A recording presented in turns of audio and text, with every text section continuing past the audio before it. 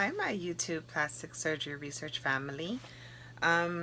Today marks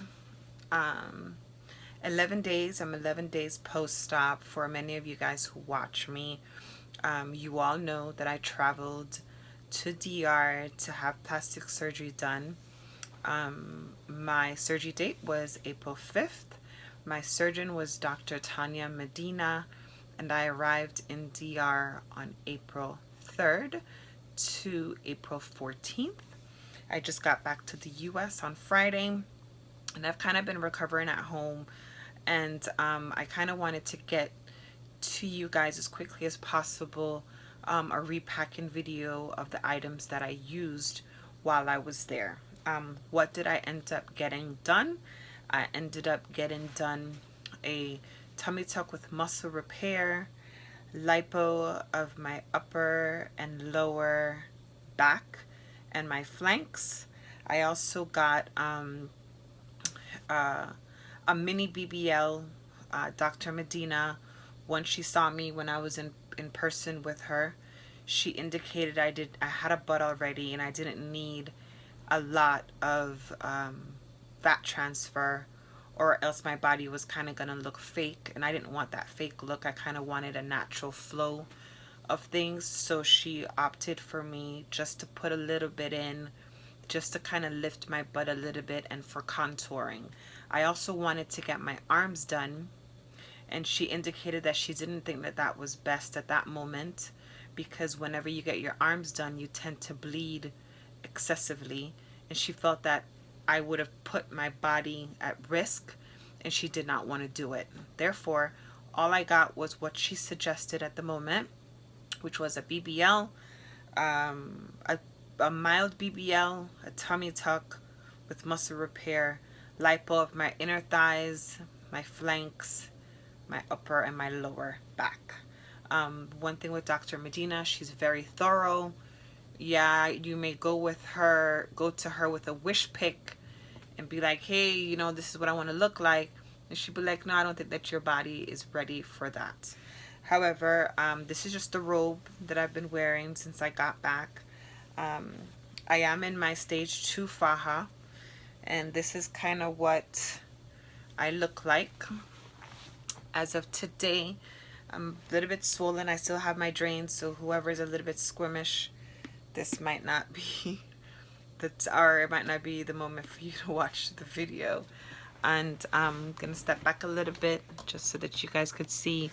As you can see, I'm sitting on my Boppy, but this is what I'm looking like. She completely snatched to my waist. My tummy tuck line looks amazing. This is what I'm looking like from the back. Mind you, I am in a faja. This is not the best view of things. I'm still swollen, but so far so good. I no longer have a stomach. I now have my hips. She said I didn't need any of my hips because I already had hips, and as you can see, I have a butt starting to form, at least. So that's what I'm looking like today. And we pretty much wear a tank that's not ribbed under the faja. And this is like a pad here for extra compression, at least. I am sitting, as you can see, on my Boppy, which if you're gonna get a BBL, this is gonna be your best friend. So you pretty much just sit on it. Okay, so put my robe back on, and then we'll get started on the items that I did. I don't think anyone wants to watch my drain the entire time while I record my video, but I kind of wanted to keep it honest with you guys in terms of what I did. So that's what I did. I'm loving my results so far. My tummy tuck line looks great. My inner thigh looks great, but getting in and out of this faja is seriously takes a lot of work. So I will be doing a video after this one, probably tomorrow, about the process, the airport in DR, to make your lives a little bit easier, as well as I will be doing a video on my pre-op visit with Dr. Medina and how it went and what you need from what you don't need. Okay, so let's just get right into it. What I brought, from what I used, from what I didn't use. These are the tanks that I'd have that was just under my faja. We use these a lot, so bring like 4 to 5 of these. If you're staying in a recovery house, they do wash your laundry. My home in particular washes Tuesdays and Thursdays, and you can give them up to 5 pieces. They do wash your faja every single day if you wish for them to wash it, but just keep that in mind. I did use a lot of these maxi dresses to go over my faja, and I personally had like the ones with pockets, because I was able to put like my cell phone or you know, my earphones or whatever in them. So this is what I use. If it was too long, I would just tie the bottom of the dress.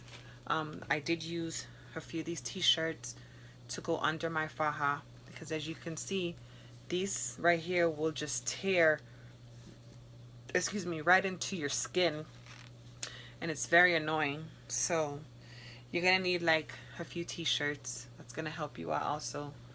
I did use a pair of socks when I was in the hospital. This kind of helped. This, I used the extension cord. Oh my god, this is like, you're gonna be your best friend, because the night that you stay in the clinic, the outlets are really far from where your bed is actually centrally located, and the truth is you're gonna need an extension to be able to keep your cell phone charged, to be able to keep in contact with your friends and family. So do not forget this. And make sure the night before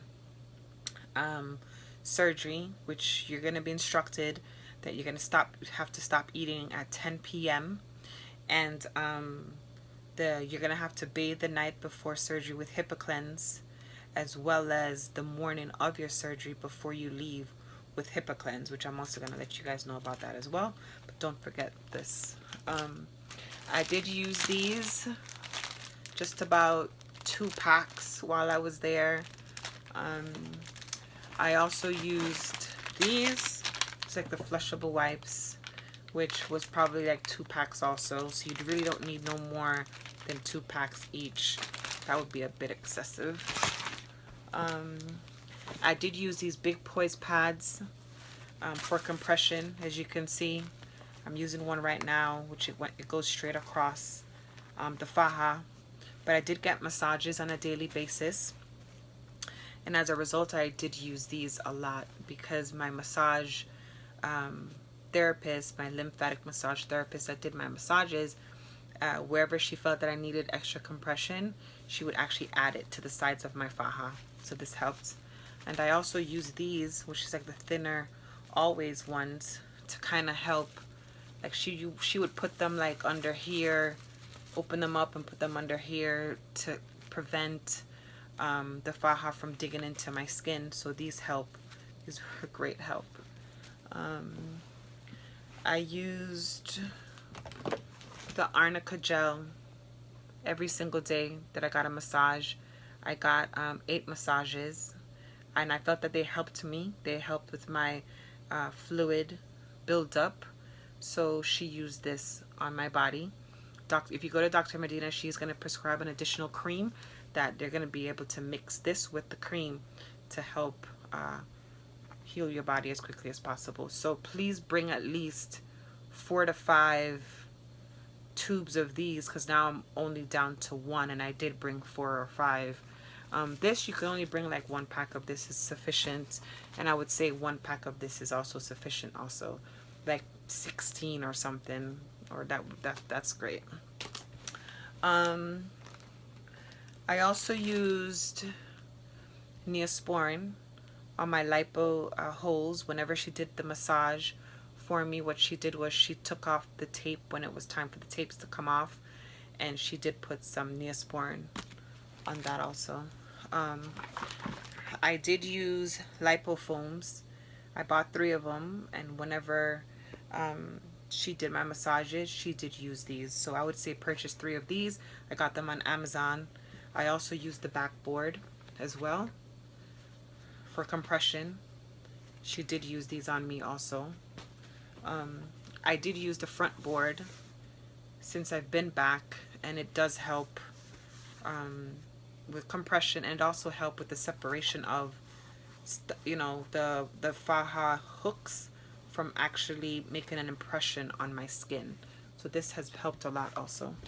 All of those I got on Amazon. I did use a bunch of these wash rags, so I would say bring about 3 to 4 every single day. When I got a massage, the massage lady actually cleans you up from head to toe. She washes you down. She helps you wipe your back, your hoo-ha, everything. And these work really, really well, which is why I did not use a bunch of wipes, because I got the massages every single day. And hey, it's also a blessing for her to help me, clean me up, because Lord knows I'm not able to do it myself. So make sure you bring a bunch of these also. This is gonna help. You only need 1 dial soap. For God's sakes, you're in the country for like a few days, like 10 days, 12 days. 1 dial soap is enough. Make sure you get a soap dish and you put it in a soap dish to know or to identify which one belongs to you. I did use my throw a lot at night in the recovery house. Got really, really cold, and I just brought a throw to use, and I did use it a lot every single day, every single night. I did use the Go Girl urinal. This is like your best friend. If you're stuck in this faja, you're not going to take the faja off to use to go and pee. It's just not gonna. It's getting in and out of this thing takes like a million people to help you. So there is a slit at the bottom of your faja that you are able to use this to go to the bathroom, and it helps. So definitely buy that. I got them on Amazon. Off, you're definitely gonna need off. There was mosquitoes down there, and this helped a great deal. I use Crystal Light because the water in DR did not taste the best at all, and we were required to drink up to 8 bottles a day. Did I make it to 8 bottles a day? No, but this really helped a great deal. Make sure you get the caffeine-free one. Make sure you have your vitamin C and your iron, because they're going to give you every single day. Make sure you have your compression socks. And I bought like 2 pairs of them, and you are going to need them. You are going to use them. You're also going to need them on the flight back home for compression so that your legs don't swell up. So I use that. I use this a lot. I mentioned to you guys this before I left. It's a combination safe. I did use it while I was there to keep my money secure. I did buy the U-Shake belt. This is how I transported my money in the country. It pretty much went right under my boob area, and it snaps in, and I was able to wear a jacket, and no one knew that I was walking with cash. So this was great. I got this off on Amazon. I think it was like, I don't know, $7 or something. So this was good. Also, try to bring yourself like a little, like a little purse or something for you to take with you to doctor's office visits and so forth. I'm not a fanny pack person, so bringing this with me was really annoying because I don't like to wear fanny packs. So pretty much the entire time I had it like this. If I had to go and see Dr. Medina for a follow-up visit, really, it's a bit annoying. So this is the only thing that I missed not bringing. So make sure that you bring something like this that you could put cash in or whatever. I also use Gas X a lot. This helped me a great deal. Some of the girls used Benadryl because after a while, like right now, once you start healing, you're going to itch like crazy. It's going to drive you insane. I did use the security lock like this to pack on my luggage.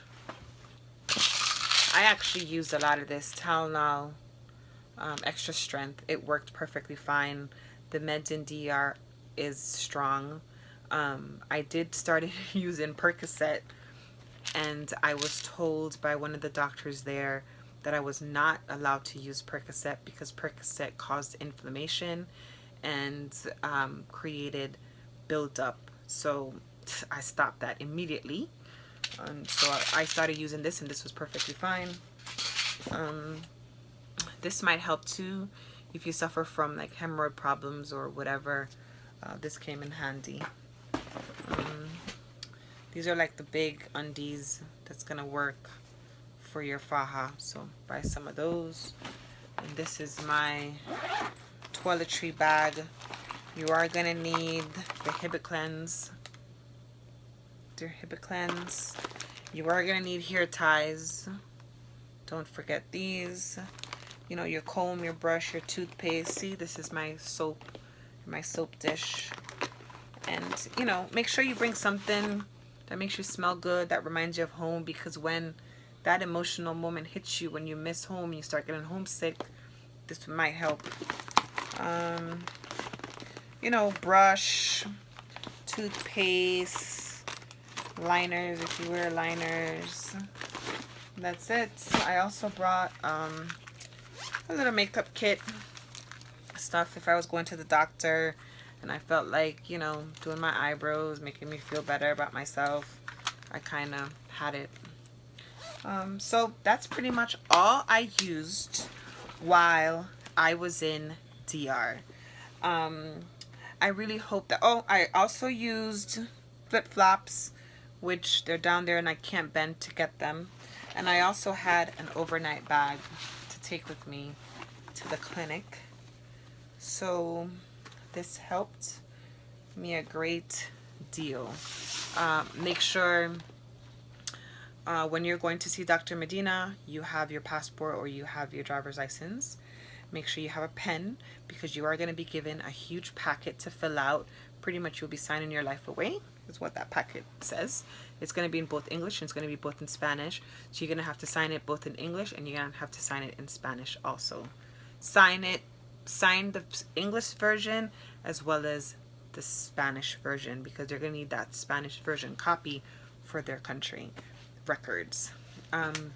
As far as tomorrow, I'm going to try to bring a video with you guys that my phone is dying to cover my experiences and what I went through and so forth. However, I'm humbled. I'm happy with what Dr. Medina did for me. I think I will go back to her again if I had the guts and the courage to endure the pain that I endured. At this moment, I'm gonna live with what I got and what she gave me for right now. Other than that, I hope that video helped you guys in terms of packing. I did overpack, but it was better to have more rather than less is how I felt. But that should, whatever I told you should help you out. If you have any questions or concerns, feel free to email me, surgeryjourney@gmail.com, and I'll try to get back in touch with you as soon as I possibly can. Just to let you know, my entire surgery with Dr. Medina, I had a tummy tuck, I had a muscle repair, I had